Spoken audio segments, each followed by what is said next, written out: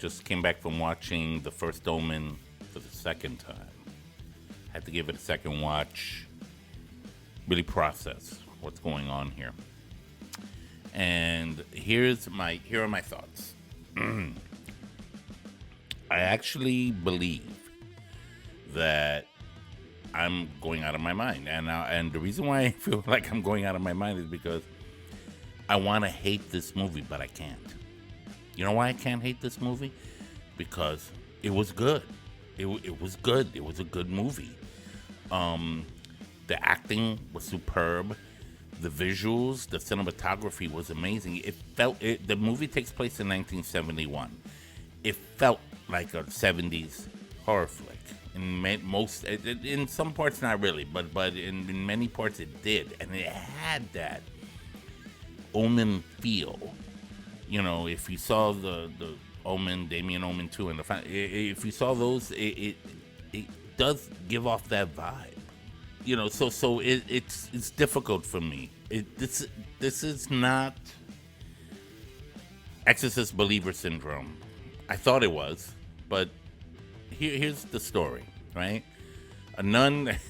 I feel like I said the story already with Immaculate, and believe it or not, there's a lot more. The Immaculate, the other movie I saw a couple weeks ago, has more in common with this film than I actually thought.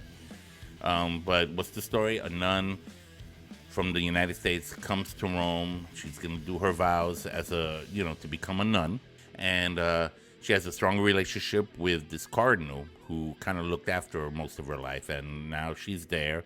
And there's a girl, it's an orphanage that the nuns kind of operate.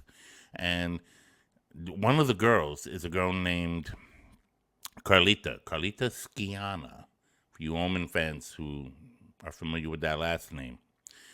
And she seems like a troubled girl. And Margaret, played by Nell Tiger Free, tries to help her get out of her shell and whatnot. But then she starts realizing that bad things start happening around this girl. And this was at the warning of Father Brennan, who we see early in the film. And he tries to warn her that there's something going on. There's a sinister plot within the church. Within this church, there seems to be some kind of a coven of Satanists underneath the church of Rome, to help bring about the Antichrist, right? Who we all know is Damien Thorn in the Omen series. So we see how this plays out in this movie. And I tell you now, there are creepy moments that made me go, wow, that looks good, and that was creepy, and kudos. Other parts of it that don't really connect to the 1976 film is the only thing that's really throwing me off. That's the part that drives me nuts. But I'm gonna talk about that in a spoiler-filled discussion coming this week later, Tuesday. I'm aiming for. I'll put up stuff for it. So, and tap on the bell so you can be notified when I'm gonna do that. I'm torn because I don't look at this movie as a prequel. I look at this movie more like a reboot, like somebody pressed the reset button and said, okay, let's start with a clean slate here.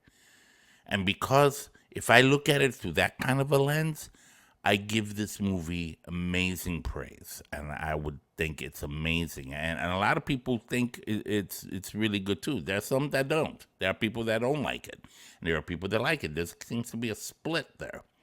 Had it been just a reboot, reset, it would have been much better, and I would have given it more coffee cups than I'm gonna give it. I'm gonna give the first Omen 3 coffee cups. Had it been a reboot, I probably would have given it 4, maybe even 5, depending, because it was made that well.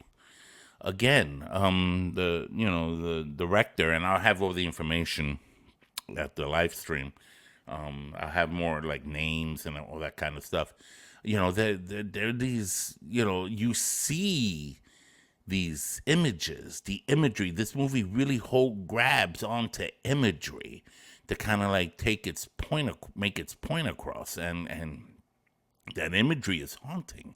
There are also unsettling birth scenes. Actually, there's a birth scene in this film that I heard they had to remodify because the movie was in danger of becoming an NC-17 rated film as opposed to an R-rated film. So I was like, holy snap. you know? So, and what I already saw was bad enough. was creepy, was traumatizing enough to watch. Another thing I did appreciate about it was the zeitgeist of the time. They really tried to home in on that. It was the early 70s. It was a time of revolution, a time of outward rebellion, and a falling away of faith in the Catholic Church, which is kind of historically accurate, actually, after, especially after, and of course this is arguable, but ever since the 60s, there had been a decline in attendance in Catholic churches everywhere. And this movie touches in on that, and how this coven kind of is trying to find some kind of twisted, perverted way of trying to bring people back to the church by kind of bringing, evil into the world into the form of the Antichrist, which is on the billboard there, create something to fear. If you have something to fear, then you want to run to something that will protect you from what you fear, and that would be the church. So it kind of suggests another form of manipulation and control from the powers that be. Don't quite appreciate that because that's not really the case in many cases, but that's another discussion for another time. When it comes to who the mother is and how the birth takes place, I'm not going to reveal too much on that. If you saw my video about Screen Rant, they were right. Damien is not born of a jackal. However, there is a jackal involved. There's still a jackal there. Not quite the way you would imagine it. So I'm kind of like bugging out at that part. I'm still trying to process that. And I think the reason why I'm speaking the way I speak is because I'm still processing it. It's a good movie, and it's a movie I would actually buy on 4K when it's released, to add it to my collection of horror greats. It actually does earn that. There's quite a few callbacks from the original film, including the soundtrack. You hear that Ave Satani theme that Jerry Goldsmith made for the 1976 film. And it was like, whoa, I remember that music. Very creepy, scary, haunting demon music. It was like crazy. So, God, there's so much more I want to share. But that's my rating, 3 coffee cups. The First Omen is a movie I hate to love, or hate to like, if I could say. Like, I don't know if I love it, but I definitely liked it. But it's for those reasons, the reasons I described: the cinematography, the mood, the visualization, the acting.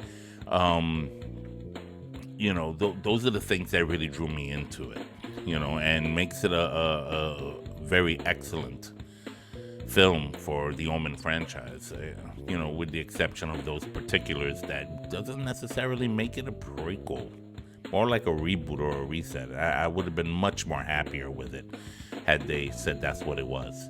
So let me know what your thoughts are. If you saw The First Omen, talk to me. Let me know what you think. Put your comments down below, and I'll see you at the spoiler-filled discussion to see if we can really drive this home and have some fun with it. I'm going to go to town. I'm going downtown to Chinatown with The First Omen in this live discussion. I'm going to have quite a few people on the stream already that's going to join me to talk about it because they saw the movie too, and we're going to just go crazy on this. So until then, Ralph Perez, Horror and Coffee, take care.